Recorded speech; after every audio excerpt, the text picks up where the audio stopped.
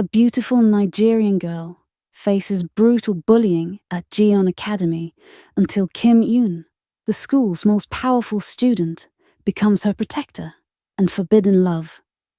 Their romance ignites fury when her father's secret ties to Kim Yoon's ruthless family come to light. At a lavish gala, humiliation turns to horror as shocking truths unravel. And one fateful night brings a chilling confrontation with Kim Yoon's father, forcing them into a dangerous choice. Betrayal, power, and buried secrets threaten to destroy them. But in a world where love is forbidden, survival comes at a deadly cost. Maya stepped into the grand hallways of Jeon Academy, one of South Korea's most prestigious schools. Her father's recent job transfer had brought their family from Nigeria to Seoul, a move that felt like stepping into another world. The air smelled different, the people looked different, and the language danced strangely around her ears. Yet, Maya stood tall. She was never one to cower.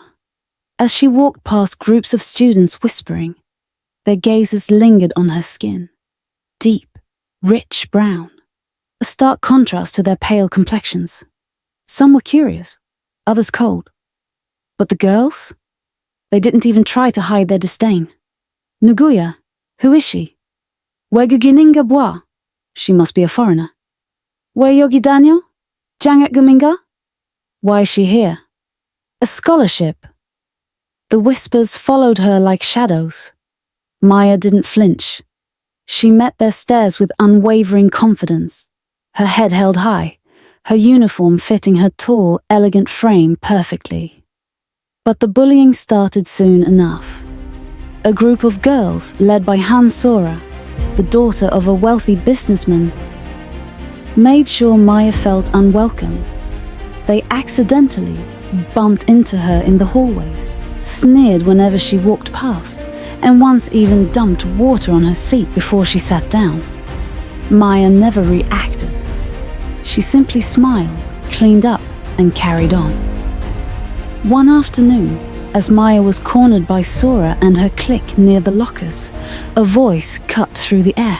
"Gumanhei, stop it." Silence fell as Kim Yoon stepped forward. The school's golden boy, the heartthrob, the heir to a powerful conglomerate. He was everything they admired. And yet, here he was, standing up for Maya. Sora scoffed. "Why do you care, Yuna? She's not even one of us." Kim Yoon's dark eyes met Maya's. She didn't need saving. He could see that. But he wasn't going to stand by and watch either. "Gonyara Geonderijima, don't touch her." His voice was firm, a warning. The girls backed off, but the damage had been done. Kim Yoon had just declared war with Sora, and now Maya was in the center of it. From that day on, Kim Yoon and Maya were inseparable. He showed her the best cafes in Seoul, introduced her to Korean street food, and even helped her improve her Korean. "Maya, yeah, do you always stand up for yourself like that?" he asked one evening as they sat by the Han River, the city lights reflecting on the water. She smiled. "I've learned that the world doesn't always welcome people like me. If I let their words break me, I'd never live." His admiration for her deepened. Maya wasn't just beautiful. She was strong, unshakable, and he fell for her. But love in their world wasn't so simple. Maya knew Kim Yoon was from a powerful family, but she had never asked details. He too knew her father had a good job in Seoul but didn't pry.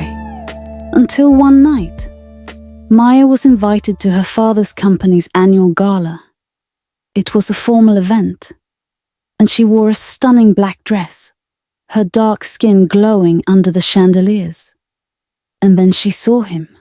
Kim Yoon stood beside an older man, sharply dressed, his face one of authority. Her heart stopped. Her father rushed to her side. "Maya, I'd like you to meet my boss, Chairman Kim." Kim Yoon's father. The room spun. Kim Yoon's eyes widened. "Your father works for mine?" Chairman Kim's smile was cold. So you're the girl causing distractions for my son? Maya stiffened. Excuse me? His voice was like steel. You come from a different world, Maya. Your father works under me. There's a hierarchy. And in this society, people like you don't belong with people like us. Kim Yoon's jaw clenched. Abeoji, Guman Haseo. Father, stop it. But his father wasn't done. He turned to Maya's father. Keep your daughter away from my son. Otherwise, your position in my company may become unstable. A threat. Maya's father looked pained. Maya, let's go. Kim Yoon reached for her hand, his touch warm, desperate. Maya, don't listen to him. But she did. Because she understood how this world worked. Maya distanced herself. Kim Yoon tried to reach her, but she refused to meet him. Until one day, he found her at their usual spot by the river. You're really going to let my father win? She exhaled. This isn't about winning. This is about reality. Your world doesn't accept me. He stepped closer. But I do. Silence. Then she smiled. A small knowing smile. Then prove it. Kim Yoon publicly defied his father, choosing Maya over his family's expectations. The school whispered, society judged, but he didn't care. And neither did Maya. But as they stood together by the Han River, hands intertwined, a black car pulled up near them. The tinted window rolled down just enough for Maya to see the cold, piercing eyes of Chairman Kim watching them.